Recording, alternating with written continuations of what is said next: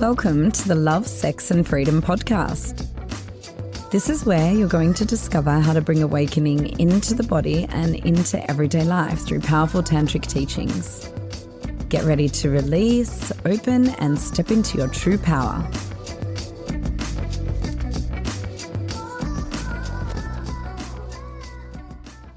Kundalini is life force energy.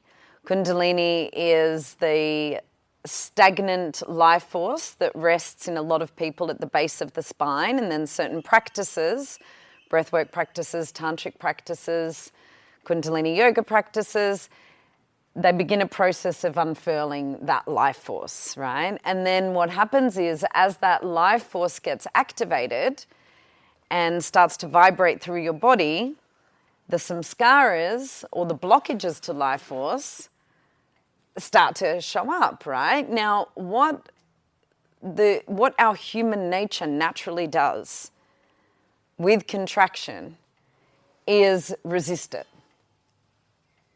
right?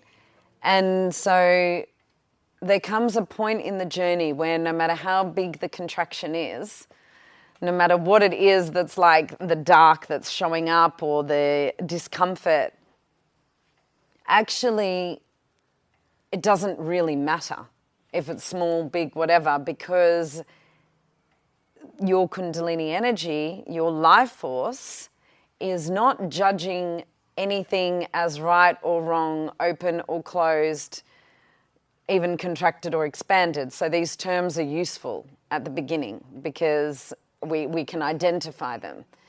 But there's actually an ecstatic bliss to feeling all feelings eventually when you become openness to all of it, right? So if I'm feeling really angry, if I'm feeling really scared, if I'm feeling really sad and crying up a storm, whatever I'm feeling, there's a certain ecstatic current that I'm experiencing at the same time in the allowance of that.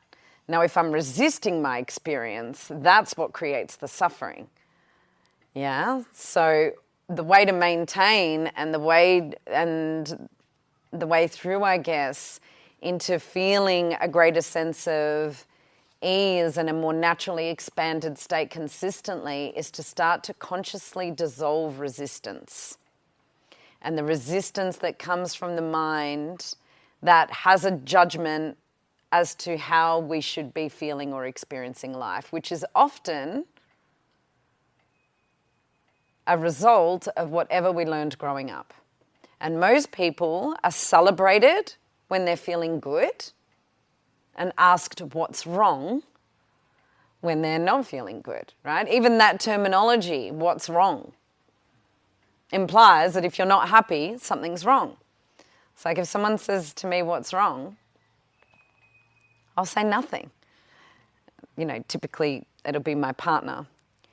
And they'll look very confused, but you seem sad. And I'm like, yeah, but that's not wrong. That's just a feeling. And then they're like, they're usually spiritual dudes I'm with, and then they go,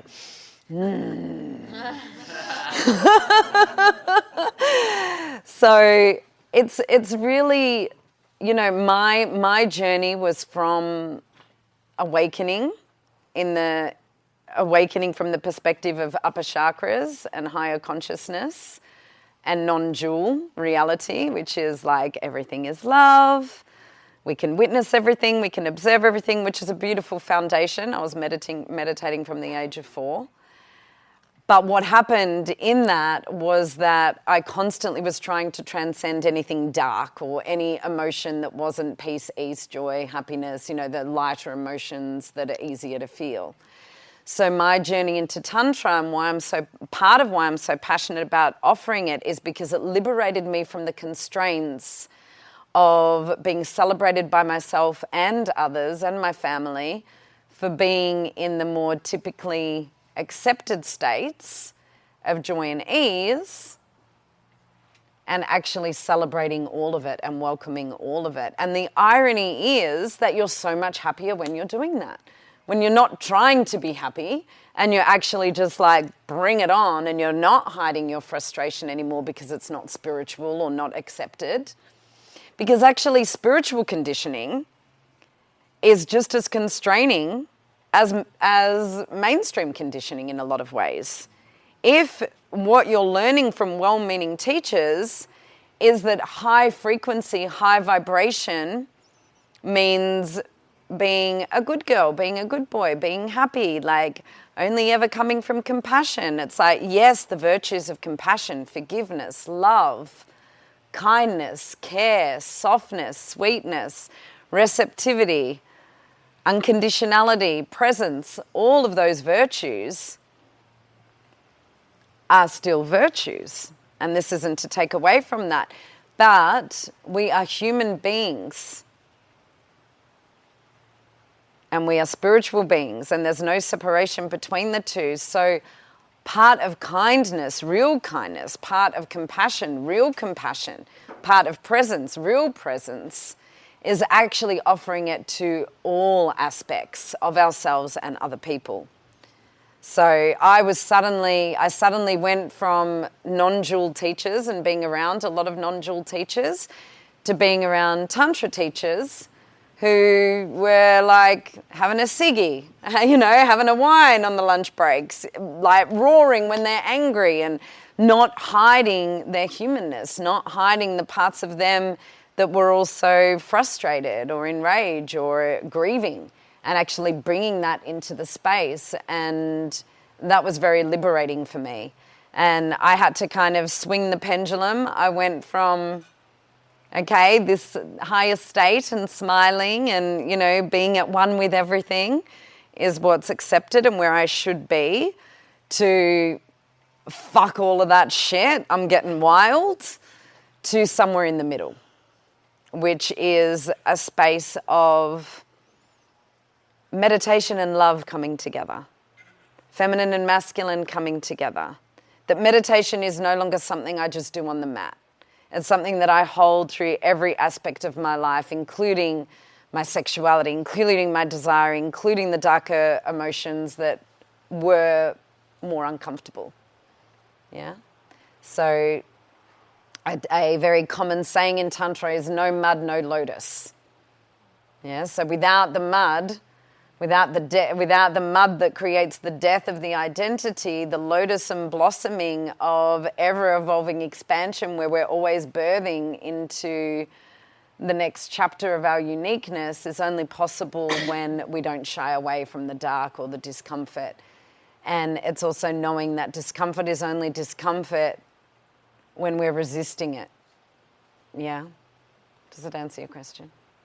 Very well. You're welcome. Yes. Can you speak into, just leading on from that, speak into the dark feminine and the difference between the dark feminine and doing shadow work? Well, there is no difference. The dark feminine is bigger than shadow work, but it includes shadow work. So, first of all, I want to predecess this by saying there's shadow dark feminine and wounded dark feminine and unintegrated dark feminine, which is where most women are, to be honest, when they're expressing their dark feminine. And there's integrated, conscious dark feminine.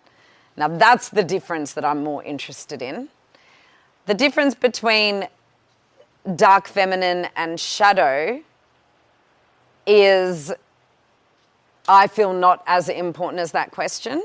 But I'll speak to that question insofar as part of embodying dark feminine is always looking at your shadow.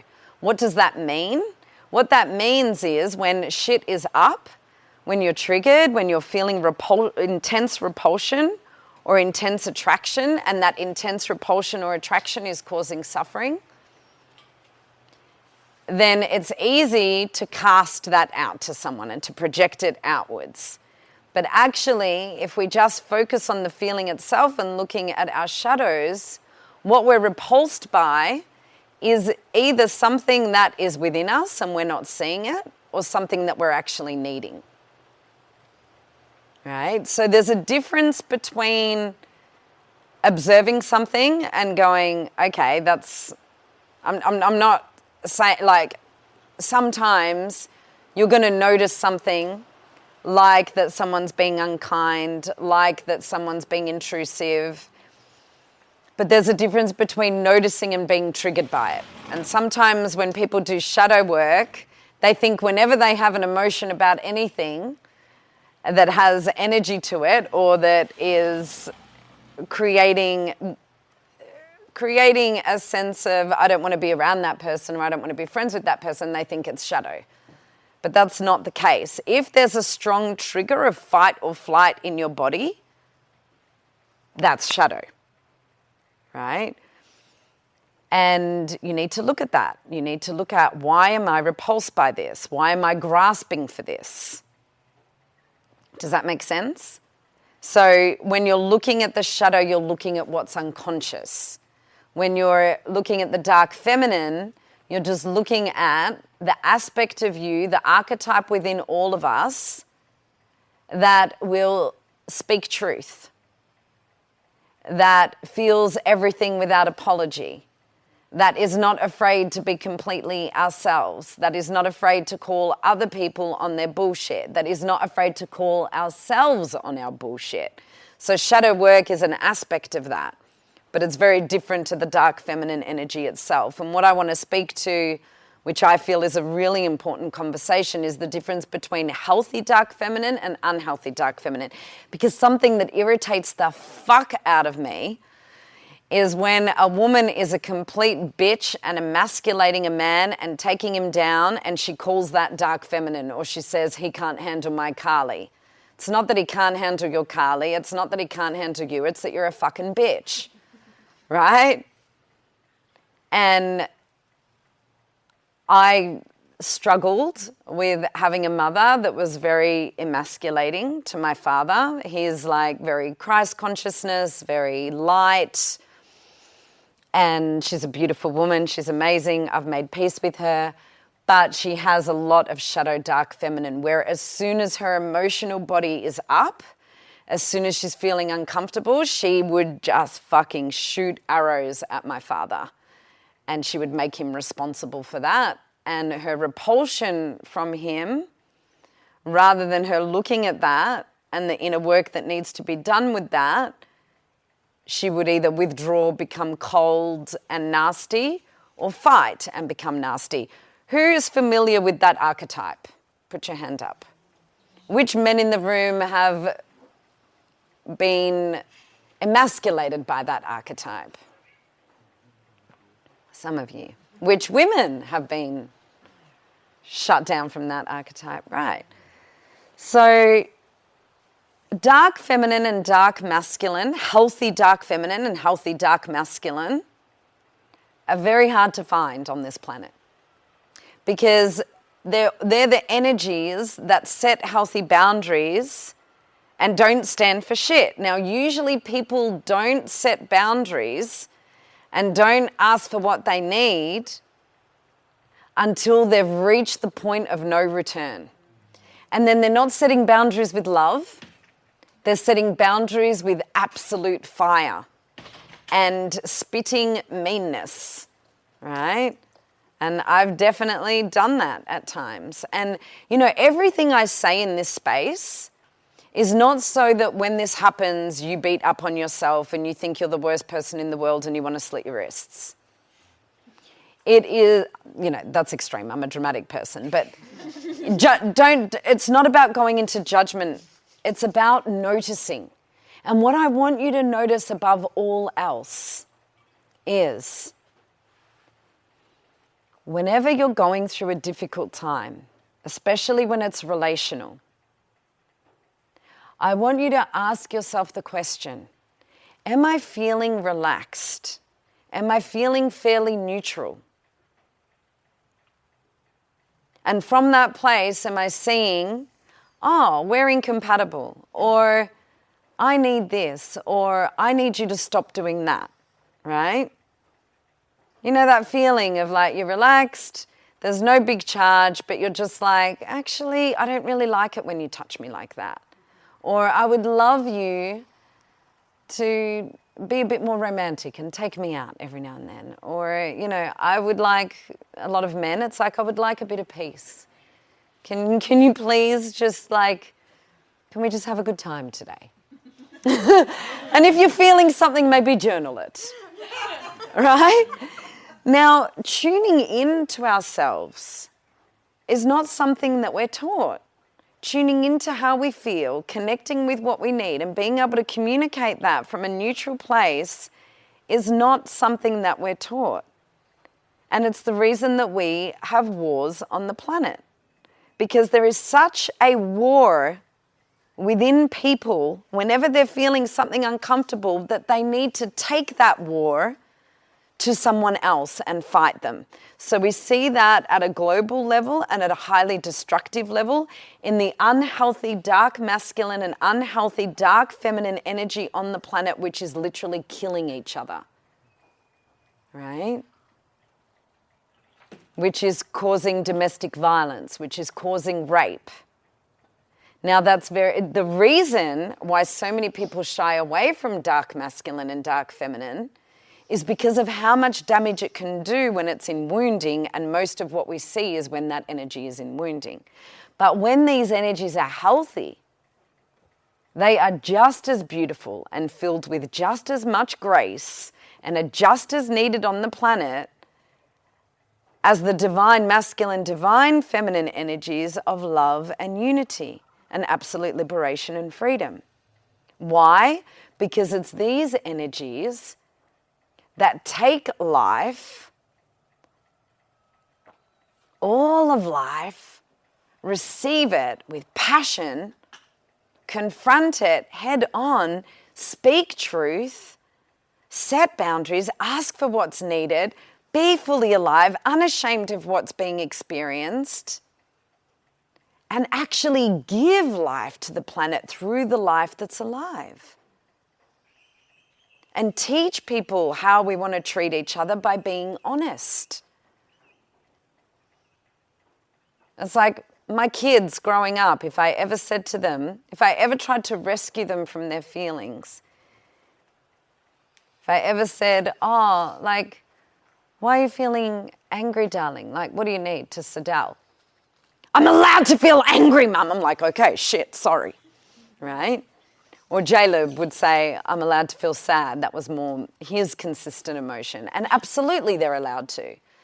And even Chantelle, now that she's 21, I'll just move away from her when she's having strong feelings and she doesn't want a hug or she doesn't want my presence for about 5 minutes, and then I come back. Would you like a hug? No. Okay.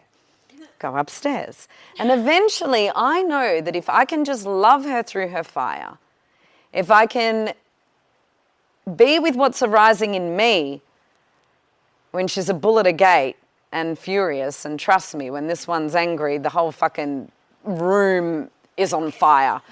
The whole house, actually. And I'm the same. So I give her the space she needs, and then eventually I'll come to her and say, do you want a hug? And she'll be like, yes. And then she'll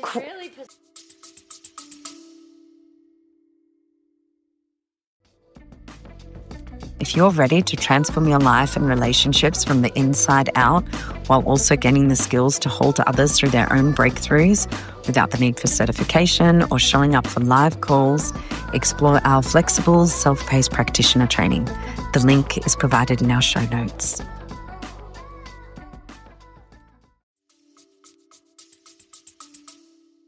Oh, she's back again. Fuck, I'm just going to hug her at this point. And then when I do hug her, she melts and she cries and she lets the water go. And all of us are it's either much easier for us to feel tenderness and sensitivity and tears. And usually the breakthrough is in the rage and the anger and in the no, enough, motherfuck, right? And then there's the ones who are straight away, no, enough, motherfuck, who actually the breakthrough is in the tears. So close your eyes for a moment and feel into what you have easier access to. Thank you, babe. Is it your rage and your fire?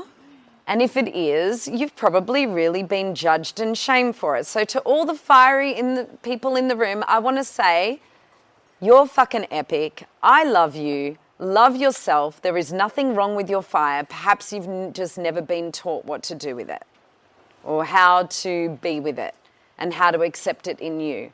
There is nothing wrong with being angry. There is nothing wrong with being afraid. There is nothing wrong with being frustrated. You have a right to your fire.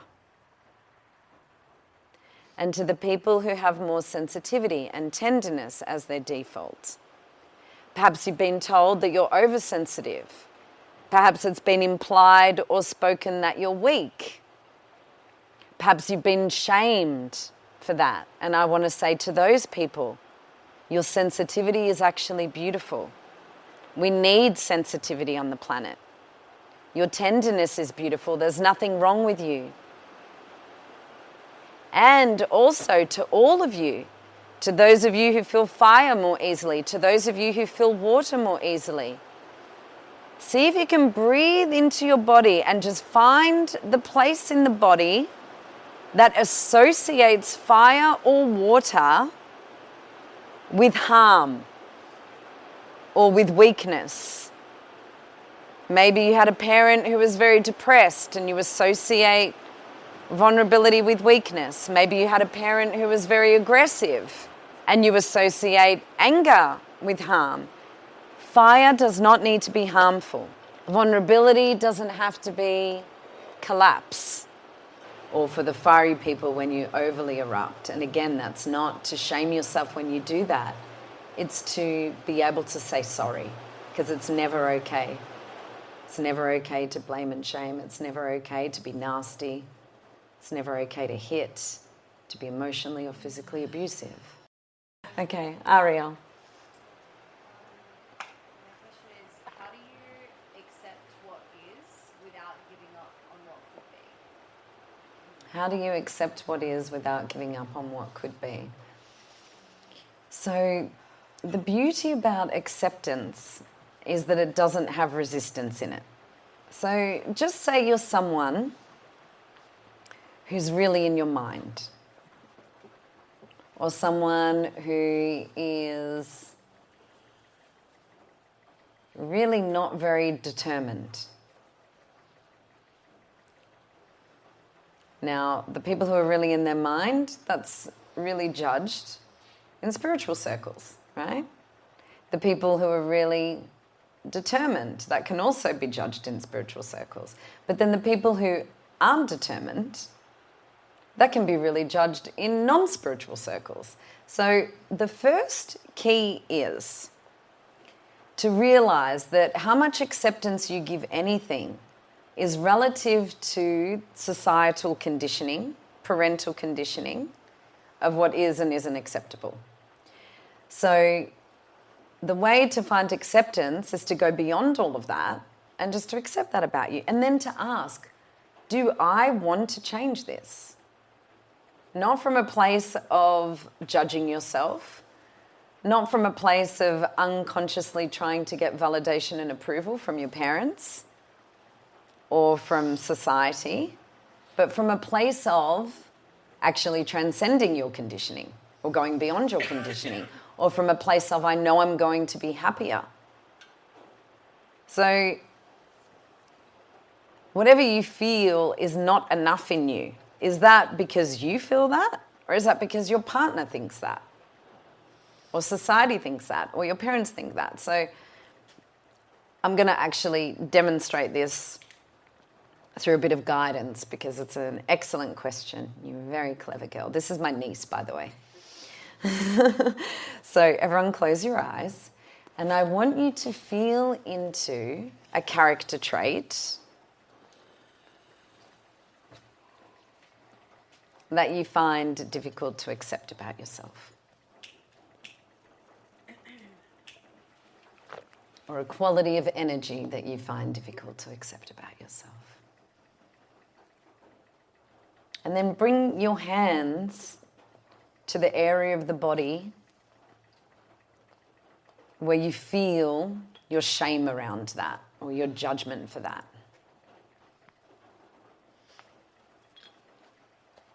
Okay, now breathe into that shame, breathe into that judgment, and give it some sound.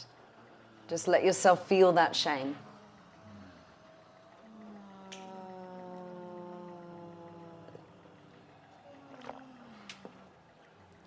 yourself. Feel that judgment and that shame. And now I want you to ask yourself, do I want to shift this from a place of, when I'm fully accepting this, do I want to shift it, actually? That's the first question. So just fully accept that about yourself. Just fully accept, like, nobody's perfect. This is a trait that perhaps, it might not even be something that you need to change, actually. You just think you do because your parents think you do, or well-meaning teachers think you do, or society. But let's check it out.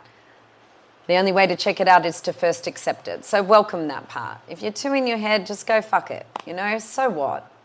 I am that I am. I'm too in my head.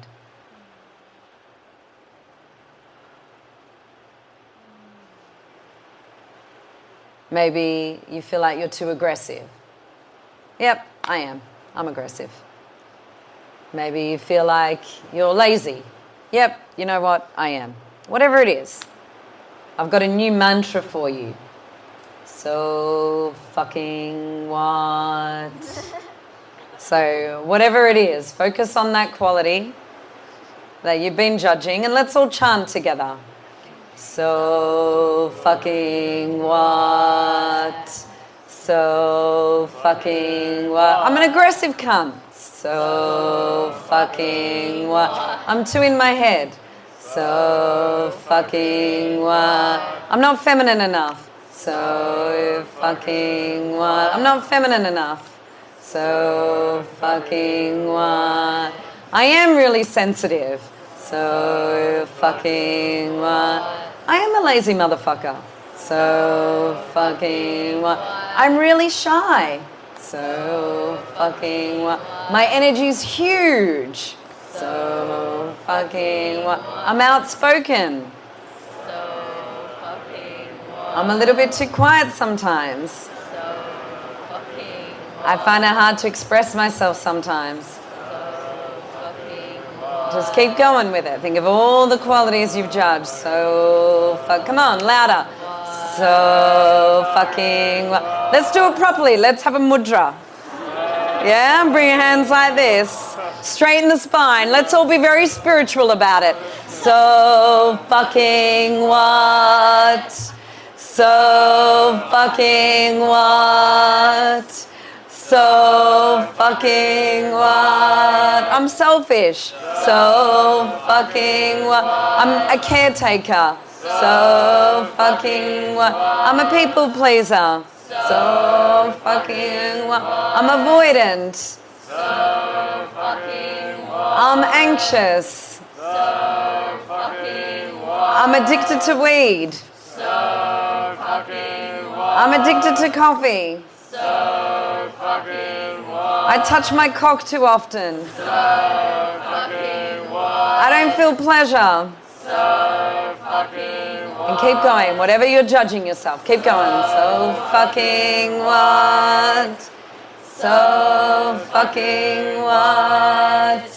So fucking what? So fucking what? So fucking what? Feel the liberation in it. Keep chanting it. Feel the liberation. So fucking I am who I fucking am. So fucking what? So fucking what? I escalate quickly. So fucking what? I'm defensive. So fucking what? I shut down. So fucking what? I'm too loud. So fucking what? I'm repressed. So fucking what? I'm disconnected from my body. So fucking what? I'm disconnected from my sexuality. So fucking what? I don't follow my joy enough. So fucking what? I have sexual trauma. So fucking what? I have physical trauma. So fucking what? Just keep going. So fucking what? So fucking what?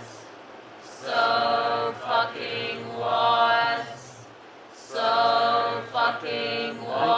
coming into silence, I want you to bring warm, loving hands to all of the places where you judge yourself.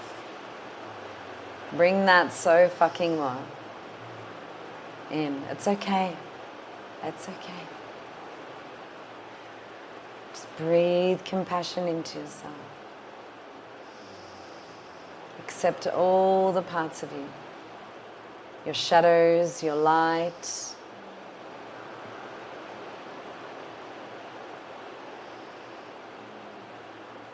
Your patterns that are healthy, your patterns that are unhealthy.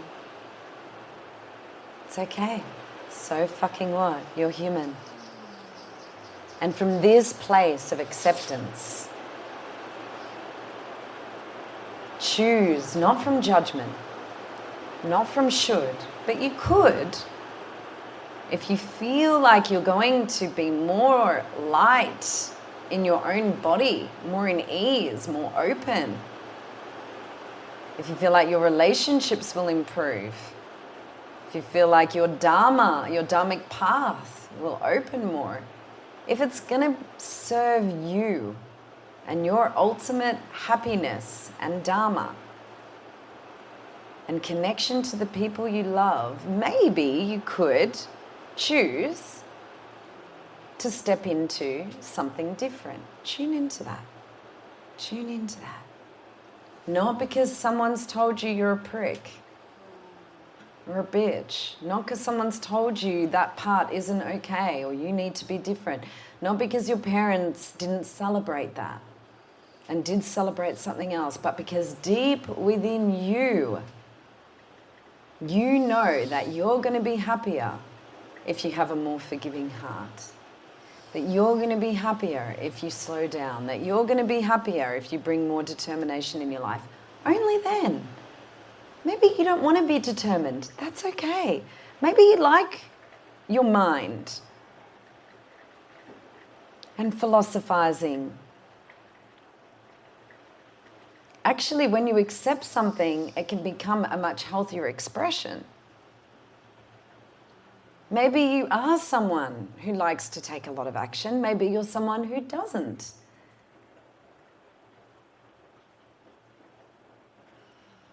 But also, maybe there is a future you that has certain qualities which, when you're real with yourself and you know that certain qualities don't serve you and are poison in your life, that you can actually transmute that poison into nectar, which is one of the practices in Tantra, transmutation, where we transmute defensiveness if we no longer want to be defensive into openness, where we transmute aggression if you no longer want to be aggressive into healthy boundaries. But you have to choose. If you're doing it for someone else, if you're doing it because you should, you're going to constantly rebel against it. And the only way we can truly change is to bring our conscious awareness to the change that we are wanting and consciously release the old associations we have with what we are wanting to change. We release what the body remembers that's connected to that. So many people I meet are drawn to me because of my dark feminine. So many women, and they're wanting to feel more power, but with all this pressure on themselves. How about just feeling that for you and knowing that it's hard to just turn that on? So every day you need to call power into your body and the courage to speak truth. People also come to me who are wanting to slow down and be more in the moment and more present. So you need to bring that in every day. Change doesn't just happen overnight.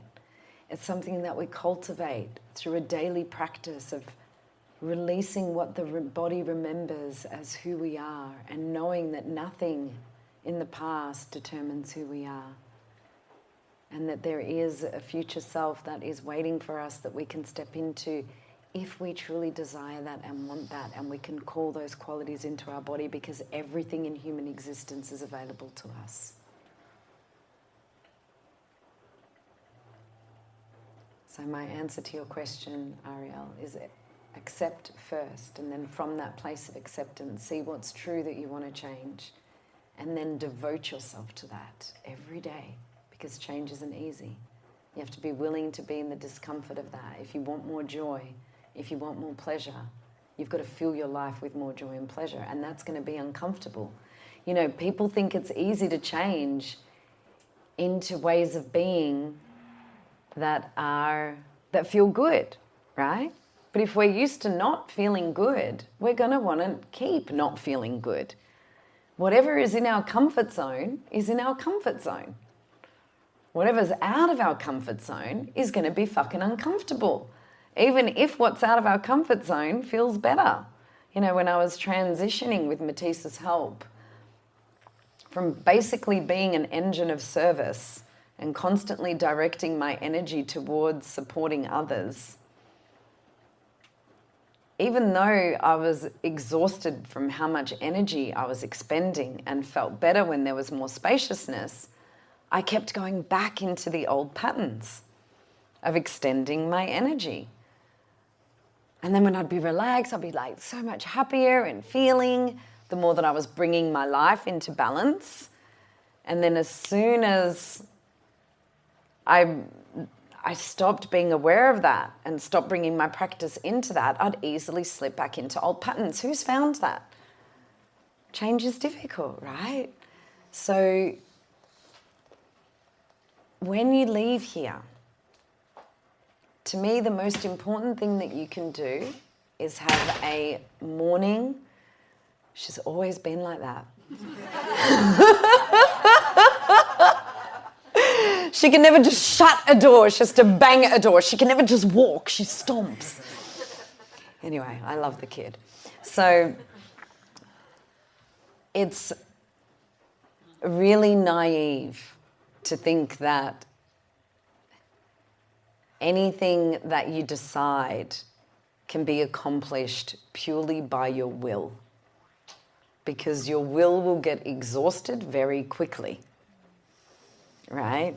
It needs to come from a deeper place of like acceptance of all of you, but then perhaps giving yourself an opportunity not to feel the shame that comes from judgment and that comes from giving a shit what other people think and trying to please others, but the healthy shame of like, why am I doing this to myself and to the people that I love?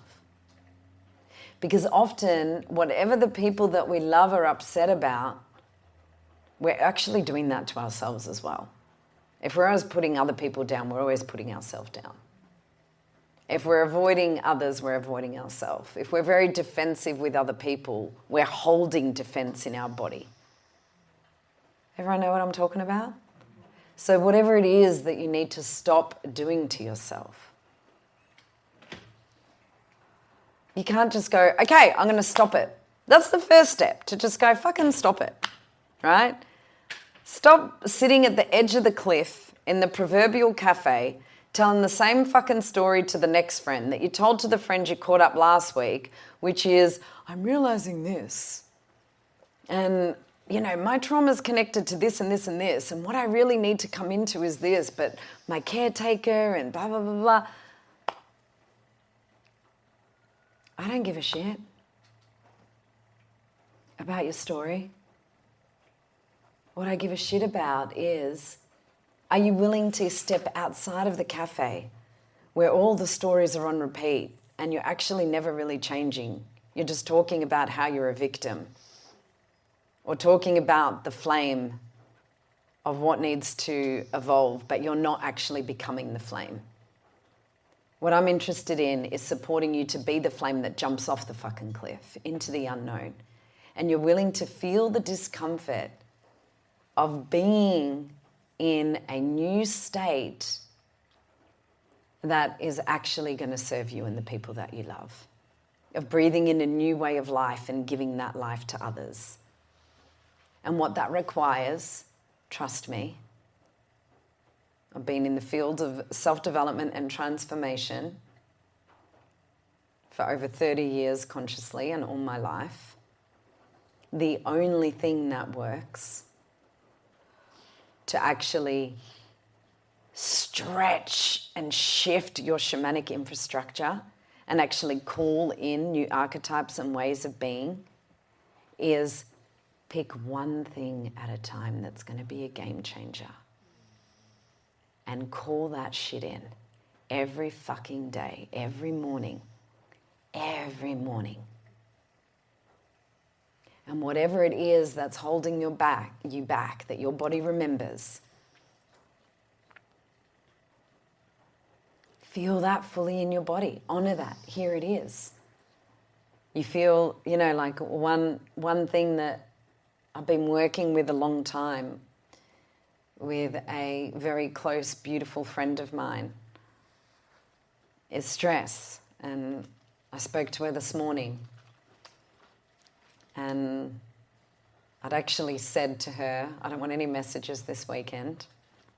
She'd gone into her stress and it kind of triggers my relationship with my mother. But I woke up feeling her. I said, babe, I take it back. Are you all right? I'm feeling something. I'm here, but just give me one sentence and listen to whatever I say and do it. Can we do that? She's like, you're such a tripper. My stress is here and it's coming back. And I don't know what to do. I'm like, feel it. Let it move through your body. Shake it out. And then know that your body remembers this as the way that you function. But it's not who you are. And then step into what it is that's not that. Imagine being stress-free. Imagine being light. Imagine being open. Imagine being free. Thanks for listening to the Love, Sex and Freedom podcast. For more great free resources, in-person and online workshops, and our retreats, find us on Instagram and Facebook at Embodied Awakening Academy or visit embodiedawakeningacademy.com.